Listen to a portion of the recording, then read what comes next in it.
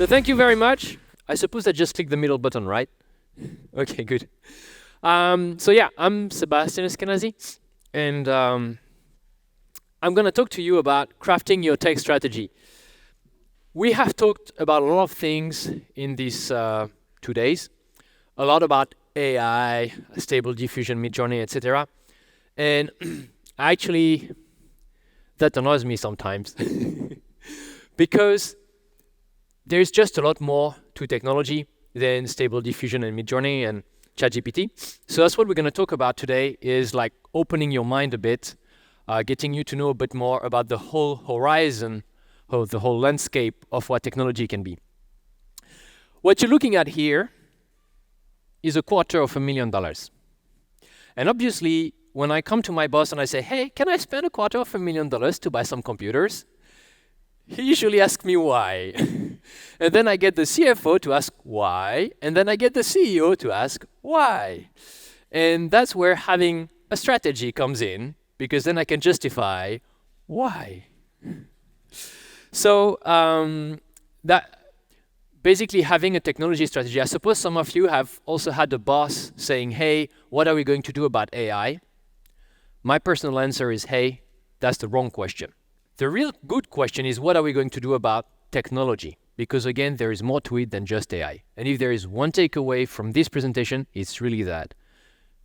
Ask what you're going to do about technology, not just AI. There is really a lot more. So as I'm saying, I did several Flow conferences and keynotes, and I suppose compared to 1 or 2 years ago, you know more about technology, and that is super nice. But I still think you don't know so much about it, so we're going to start with what is actually technology. So I'm going to show you some examples of what technology can do, of automation that we have. What I know is what we do at Pixelz, so I'll show you that. And then we'll talk about strategy, creating a strategy for any kind of business in general. And the recurring question will be, hey, when you see these examples, what technology do you think we need to actually automate these tasks? We're going to start with an easy one, which is the cleanup. So anyone, any photographer, retoucher can easily clean up an image. It's just removing the dust and so on, right?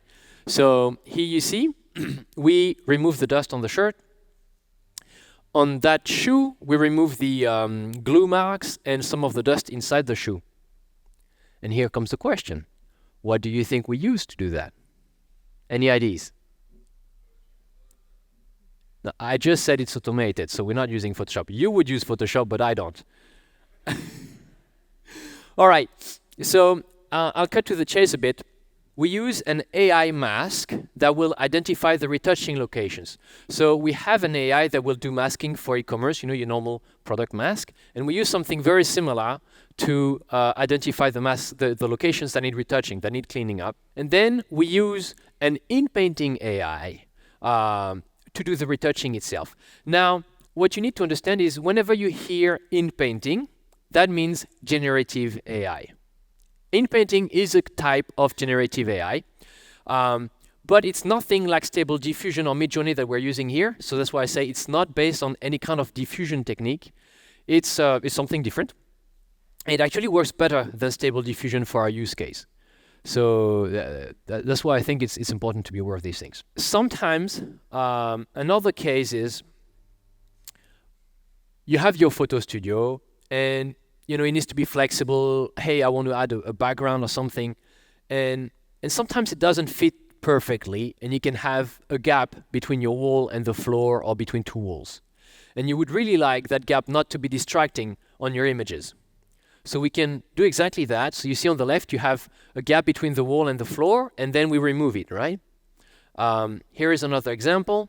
And as you can see, we need to remove it both on the side, but also on the middle, between the legs and the cube. And here again comes the question, what do you think we use? Not Photoshop. Anyone has some ideas? Okay, I scared you, right? Well, you may think we use some AI. We do not. There is no AI involved here. It's a tiny bit of AI, but you can't see the AI being involved here. So we don't use any AI. We use something called a half transform.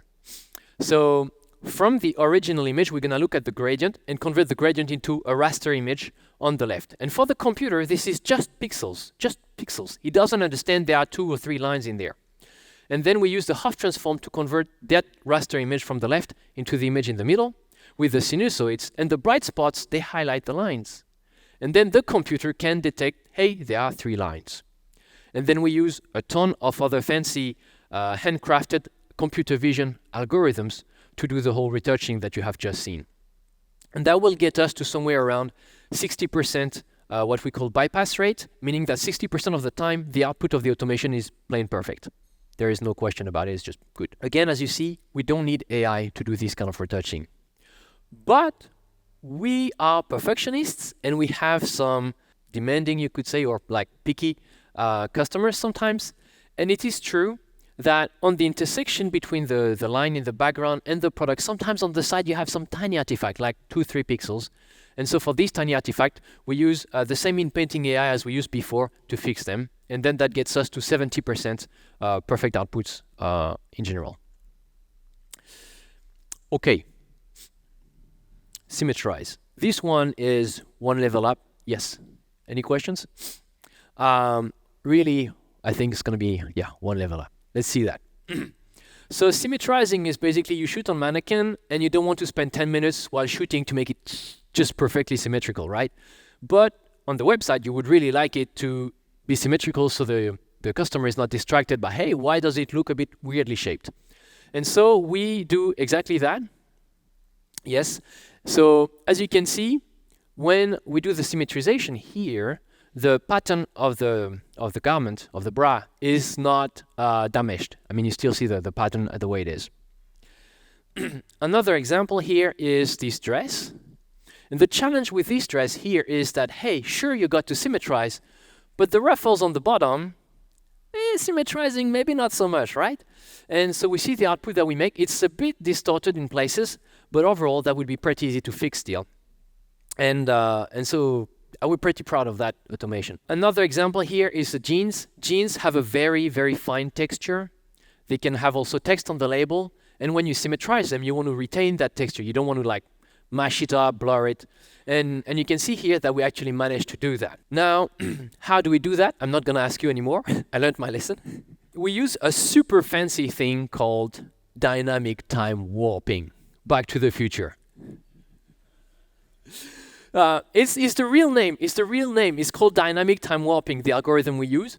So we take the contour of the product, we reflect it, and then we match it together to identify exactly, okay, how are we going to symmetrize this, right?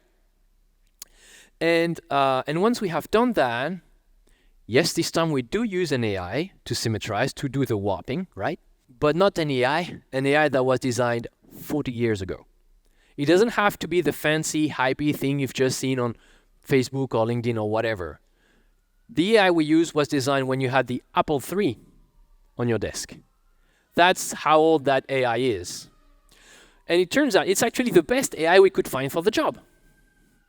So again, I think something important about technology is it's really not about the hype, the fancy stuff. It's about what works. And then you need to have the appropriate knowledge for that. When we sell products online, one thing we really don't like is customer returns. And one way to avoid customer returns is to have good colors on your images. So color matching is really a key element for that. And sometimes you also have product variations with multiple colors. So that's color changing, we call it. And because I'm not so sure about the color accuracy of that screen, I'm just going to show you color change. Because if I show you color match, maybe you just don't see anything. It looks the same. But it works as well for color match. So here is one example. And the challenge here is that it's a nice outfit, but you see all the holes with the skin that's showing, right? And so when you color match this or color change it, you really have to make sure that you're not going to damage the skin, right? And as you can see, we actually do not damage the skin. So that's part of the challenge. Another part is this one, where you just don't want to mask the stripes. I know Photoshop has something like color selection and so on, but it's not that perfect. And so you're very happy if you can have an AI where you just click, oh, this blue, I want to change it to that blue, boom, 2 clicks, and bam, you get your output. You're very happy with this one. Now, what I have shown you so far is e-commerce, right? And this automation is made for e-commerce. But we can be ambitious, can we not? We can do it for editorial. And it works. It works pretty well. And when I showed it at first, I'm a computer vision guy. I'm not I don't do a lot of Photoshop myself. I'm not a retoucher or a director or anything like that. And when I showed this to the lead of our editorial team, he was actually pretty impressed. And I didn't really understand. And then he explained to me, part of the issue here is you go from a dark blue to a seriously flashy orange. And for a human to do that without overshooting on the brightness or the saturation, that's actually pretty challenging. You know, if you don't want to blow out the highlights or completely darken the shadows, it's pretty challenging. Comments about the issues where, hey, in editorial, we play more with the light, and well, this algorithm isn't made for that. But it actually works pretty well in this case, which is already challenging. Editorial is much higher in terms of quality expectations. And maybe you just don't really like it. You would like it to be a bit better.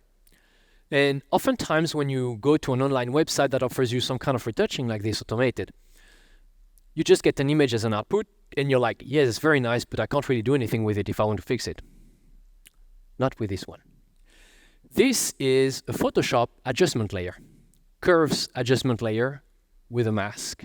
So if you don't like the mask, if you say, hey, you're missing a little bit of the edge here, or you made a little defect here, you can actually go in the mask and fix it. If you don't like the color adjustment, the way it's done, you can reuse the mask and add more adjustment layers on top of it if you want. So it's really not only good, but also reusable. How do we do that? So I guess you guessed. We start with a mask, obviously. So it's a custom masking AI, this one, because we have to take into account the color input. And then we mask the colors, the regions that need to be recolored. And to do the color changing or color matching, we had a lot of challenges, exactly like I was explaining, not to blow up the highlights or damage the shadows. And so we have a completely different view on colors compared to anything you would see anywhere, like Photoshop, scientific publications, that's not published. You could say it's proprietary code of Pixelz. And a simple way to see it or to explain it would be to say that we see colors as circles, basically. And that's how we manipulate them with these circles and so on. And so that's a very different view, but it allows us to achieve what you have just seen in terms of both color accuracy and color flexibility. We have seen some things that were more or less easy, some things that were more or less unexpected. We're going to go to the level of what you may think is impossible. Skin retouching on video, please. So on this video here, we remove them all and we reduce the veins. We can do them separately if you want, but as you can see, we reduce the veins.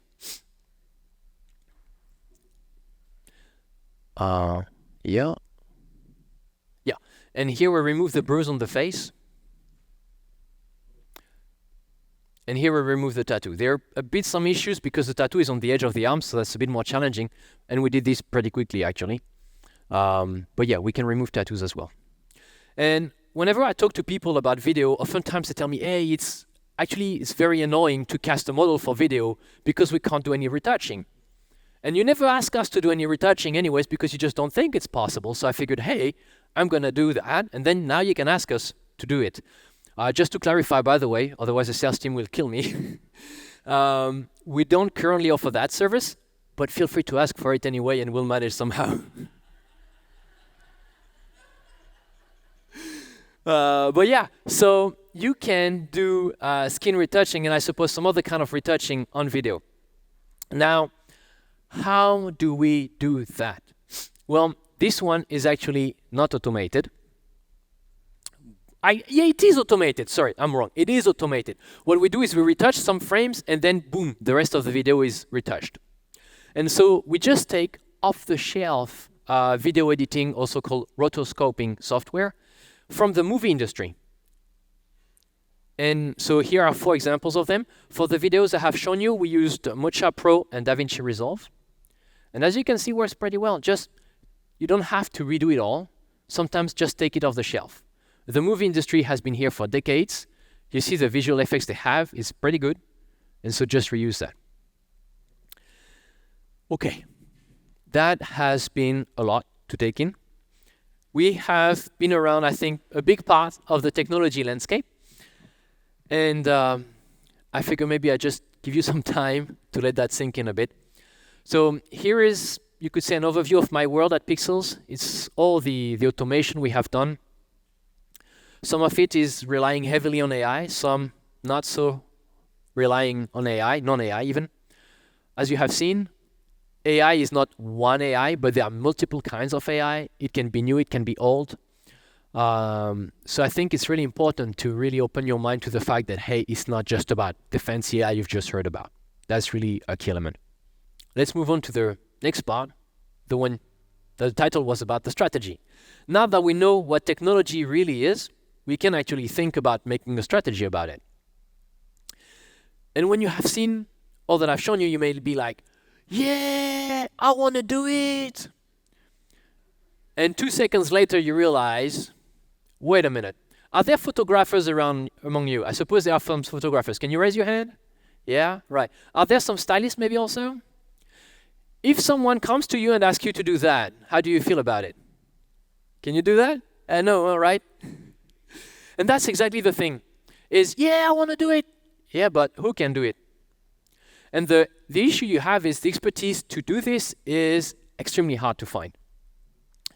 And then because it's extremely hard to find, it's pretty expensive to pay these people. And as I just showed at the beginning, $250,000 for the computers, that is not cheap either. You could do a few video clips with that. And so you realize, okay, that's actually a few challenges to do this technology. And thinking a bit further, I think what we need to be aware of is the business of a photo studio is not to create technology. Your business is creating amazing content, elevating brands, showcasing products. But it's not about the technology you use to do that. And so what you need to do is not to create the technology. It is to leverage the technology. And then this is where your strategy comes in, is all right. So now I'm clear about what technology is. I'm very clear, I don't want to create it, I want to leverage it. So how do I make a strategy to leverage that technology? The first step is to start with what you have. You have pro photo equipment, you have cameras, you have software from Creative Force or SpinMe. And among all these things, there are probably some features of this equipment or software that you may not be using. We were doing a workshop yesterday with Kevin, and there were people who were like, oh, I didn't know you could do this with your platform. So really being aware of the features that are available with your current equipment and tools, and then seeing how you can leverage that, that's a start. Then, like I was saying, look outside your industry. Look in the movie industry, maybe video games or CAD or garment design, product design. See what tools they have and how you could use them within your studio. And once you have all that landscape of the technologies that are relevant to you, train your staff. Train your staff to use these technologies so that then you can actually try them and see what works and see what doesn't work. And when you have all this experience, then you have a strategy saying, all right, next year, that's where I want to go. 5 years from now, that's where I want to go. That's internally. When you have partners, how do you do? We often have people asking us, hey, do you use any AI? Sure, of course we use. I mean, you also use AI, you use Photoshop, right? So that, in my view, is not really a very relevant question. I think the real thing you should be doing is giving us challenges. Maybe we fail, but go ahead anyways. I often have this problem that I come to the product team or the sales team and I say, hey, we could do this to help our customers. And they're like, yeah, but no one is asking for it. And I think what happens is you're not asking for it because you don't see anyone doing it. And because you don't ask for it, we don't do it. So it's a chicken and egg problem. And I think the real thing here is that when you go with your partners, go and give them challenges. Ask for things that maybe are impossible. Maybe you think they're impossible, but ask anyways. They may just not be as impossible as you think. Thank you. Thank you so much, Sebastien. All right, so there we go. We are pros at this now. Let's go with the first question. How do you as a team leader work with people who are not exactly excited about new technology or simply are overwhelmed by their day-to-day and adding learning and education on new tech scares them? Yeah, that's an interesting question. I'm lucky enough that I work with people where a big part of our job is actually learning new stuff, so I don't have too much that problem. To give you an idea, in my team, we will spend about 10% of our time at least training. So it's like 1/2 day per week that we spend training. I think there is some education to do, and people need to be aware that for a business to remain relevant, it needs to evolve. It needs to continually grow and learn. And it's the same thing for a business employee. You need to grow and evolve so that you remain relevant. It's the same, relevancy. And people need to understand that, hey, sure, maybe you don't want to learn, but then you've got to be aware that it decreases the likelihood that one day you may not be so relevant anymore. There is that. Then there is also how you manage your team, because yes, it does mean you need to make space for them. And then with your boss, that may create some problem because, hey, I got to shoot so many products per day. How do I make actual time space for my team to learn? And that is definitely a challenge. I don't have necessarily a ton of answers for that. It depends really on your individual situation. How long does the video editing take, like the one in the example? So we didn't time it, put it this way. What I can tell you though is the editor who did this didn't know how to do it before I asked him. So he had to learn it, and I think he learned it in probably a day or so, not even. And how long it took him? Well, he was learning to do it, so probably more than the usual. But it's hard to say. I'd expect, I don't know, a few minutes or something. It's not a very long video clip. Again, the thing is, you only have to edit a few frames, and then the software will automatically propagate the edits to all the other frames. So that's really the beauty of it. So, and they are seriously powerful software, so not so long. Will this technology eliminate or reduce the size of retouching teams in e-com? Hey, that's what we were thinking at Pixelz. But so far, our teams haven't exactly reduced in size because we get more customers. Yeah. But I think what this brings is it doesn't necessarily reduce the size of the team, it just changes the skills of the team. So before we were doing like kind of lower end, and now the teams have to kind of level up their skills, and hopefully at some point they will go into like more elevated retouching, which we already do a bit, and then editorial, because we have an editorial team that we're ramping up. So that's the thing. And the productivity, right? Yes. Yes, and the productivity of them. Yeah. How does your recoloring and Matching handle neons? Yep. I think we tried it. Actually, that was one of our challenges. We had a pink shorts, neon pink shorts, and it works. That was among the challenges. The first iterations didn't work, not so well, but I think we made it work, yeah. So it is a challenge indeed, but we're okay with it. Are we willing to send us some images to try them out? Sure. Yeah? All right. Sure. So whoever asks that. Go ahead, send us Send 'em. whatever Send challenges 'em. you have, we'll take it. Are you using cost-effective flame artists to do the video retouching? I don't know what is a flame artist. So no. If some of the AI was created about 40 years ago, does Adobe and other softwares have these tools such as Symmetrize? I am not aware of any tool having a symmetrize feature. The case for Adobe is it's more general purpose than what we do at Pixelz. And that's often something we see is people come to us and say, hey, can you do this and so on. The thing is we focus heavily on fashion and retail. And of course, if you come to us with wedding photos or something like that, maybe it doesn't work that well. And I think that's the reason why we have these kind of tools and people like Adobe don't have it. So are we talking to them about selling it to them? I don't know. We'll see. Thomas? What benefits / advantages do you get from using AI tools? Well, one thing we get is significantly being more scalable. Because if you cut, right now we're between 60 and 70% automated, meaning that if we had to spend the working hours on that, it'd be 3 times what we spend right now. So if we need to add capacity, then it's a lot easier. We don't have to add so many people. So we gain in flexibility. and we gain in volume. For instance, we also deliver flow in 2 hours. Without automation, it's nearly impossible to do, or 3 hours actually. But delivering consistently images within 3 hours, if you don't have automation, is pretty challenging. Thank you so much, Sebastien. Really appreciate it. Great job, buddy.